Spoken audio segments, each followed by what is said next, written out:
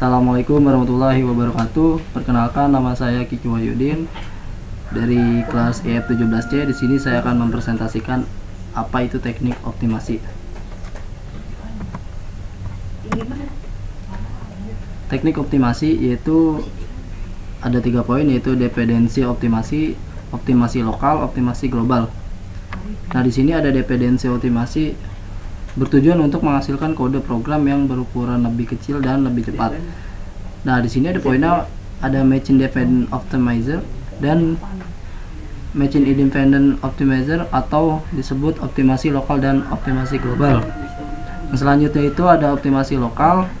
Optimasi lokal adalah optimasi yang dilakukan hanya pada suatu blok dari source code dengan cara yaitu ada folding, mengganti konstanta atau ekspresi yang bisa dievaluasi pada saat compile time dengan nilai komputasinya, yaitu misalnya A.2 sama dengan 2 tambah 3 ditambah B bisa diganti dengan A.2 sama dengan 5 ditambah B, dan hasilnya itu 5 dapat menggantikan ekspresi 2 tambah 3. Poin kedua ada redundant subtraction elimination, yaitu hasilnya digunakan lagi daripada dilakukan komputasi ulang. Contohnya A.2 sama dengan B ditambah C, X.2 sama dengan Y ditambah B tambah C. Yang poin ketiga dari halaman pertama itu ada optimasi dalam sebuah iterasi.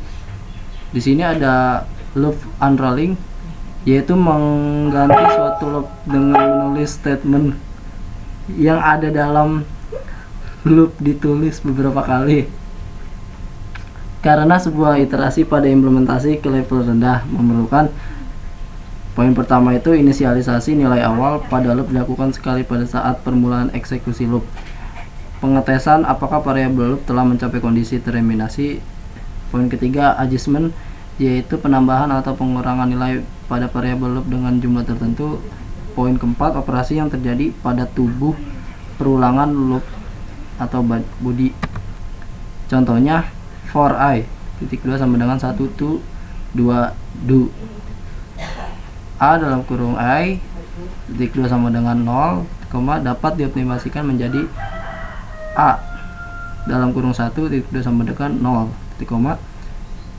A dalam kurung 2 sama dengan 0, Nah, di sini ada frekuensi reduksinya, pemindahan statement ke tempat yang lebih jarang dieksekusi. Contohnya for i sama dengan 1 to 10 do, beginnya x.2 sama dengan 5, a nya .2 sama dengan a ditambah 1 n.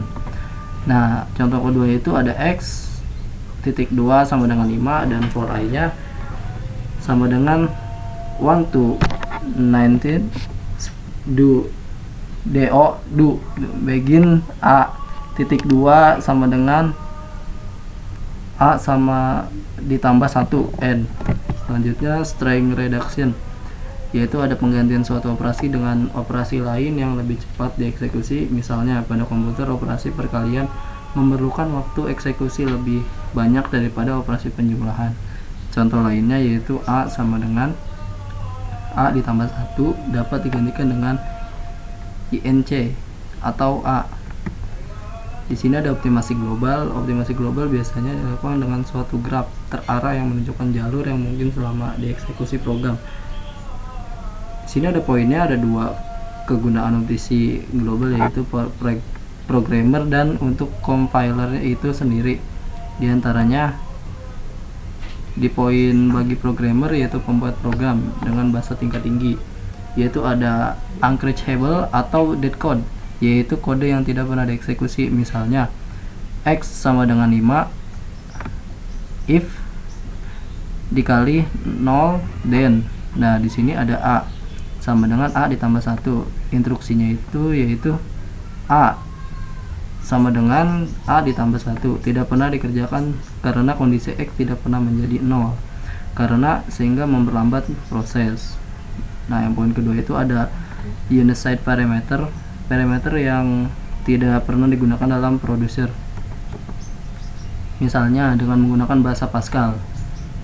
Nah, dalam bahasa Pascal itu ada produser penjumlahan A sampai C, dan itu ada integer variabel X dan integer begin X sama dengan A ditambah B, yaitu N.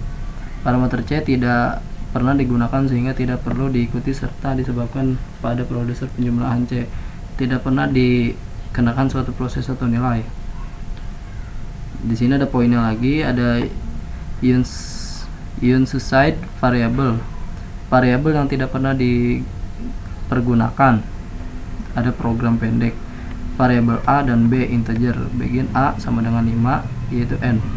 Variabel B tidak pernah digunakan dalam manipulasi sehingga tidak perlu untuk dideklarasikan.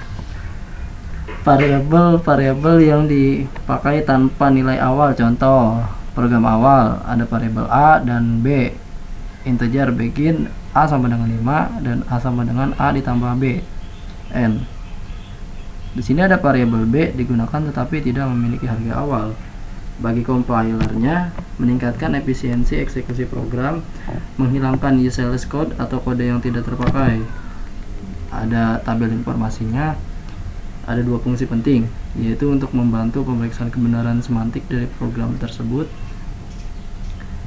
untuk membantu dan mempermudah dalam pembuatan intermediate kode dan proses pembangkitan kode. Secara umum, sebuah tabel simbol bisa memiliki elemen-elemen tabel sebagai berikut. Nah, di sini bisa dilihat saja, udah tertera. Kita lanjut, tabel informasi atau implementasi. Ada beberapa jenis tabel informasi, yaitu ada tabel identifier, ada tabel array, tabel block, tabel real, tabel string, tabel display. Disebut ada keterangan-terangannya. Di sini ada informasi identifier. Tabel identifier itu memiliki, nah dari poin tersebut tuh ada semua. Kita mempersingkat waktu saja. Untuk identifier, pencatat dapat berupa seperti, nah di sini ada alamat, relatif atau address, ada informasi referensi, dan ada link, ada normal, contoh. Nah, contoh di dalam Pascal itu ada program A variabel B integer producer X, dan C variabel C integer begin, dan lain-lain.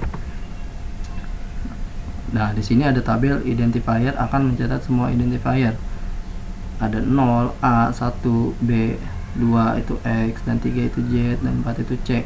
Contohnya ada di sini di dalam tabel tersebut. Nah, terus kita lanjut aja. Nah, itu di mana? Itu di objek. Yaitu dalam objek itu ada konstansa, variabel, procedure, fungsi.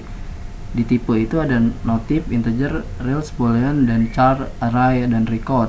Tabel informasinya itu array. Nah, di dalam tabel array itu ada nomor urut dan tipe dari indeks arraynya, tipe elemen array, dan referensi dari elemen arraynya. Ada indeks batas, jumlah elemen arraynya, ukuran total array itu ada berapa, dan di situ ada elemen size-nya. Nah, dalam tabel blok itu sudah tertera ada nomor urut bloknya, batas awal, batas akhir, ukuran parameter, ukuran variabel, las variabel, dan las parameternya. Nah, di sini ada contohnya. Nah, kita untuk mempersingkat waktu saja, dan di sini ada blok A dan blok B, yaitu udah tertera. Kita lanjut, dan tabel real dipergunakan untuk menyimpan nilai dari suatu identifier yang bertipe real atau pecahan. Di sini ada nomor urut elemen, nilai real suatu variabel. Dan di sini ada tabel string dipergunakan untuk menyimpan informasi string yang terdapat pada program sumber. Ada poin-poinnya juga. Di sini ada nomor urut elemen, tidak jauh beda dengan tabel real sebelumnya, dan terus ada karakter-karakter yang merupakan konstanta. Di sini ada tabel display, menyimpan informasi mengenai blok-blok yang lagi aktif. Nah, ada poinnya juga di sini, dan ada nomor urut tabel dan blok yang aktif. Sekian, terima kasih presentasi dari saya. Apabila ada kekurangan, mohon maaf, dan bila ada kata-kata yang kurang berkenan, mohon dimaaf. Sekian, terima kasih. Assalamualaikum warahmatullahi wabarakatuh.